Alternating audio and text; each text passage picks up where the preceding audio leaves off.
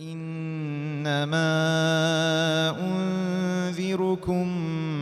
بالوحي ولا يسمع الصم الدعاء إذا ما ينذرون ولئن مستهم نفحة من عذاب ربك ليقولن يا ويلنا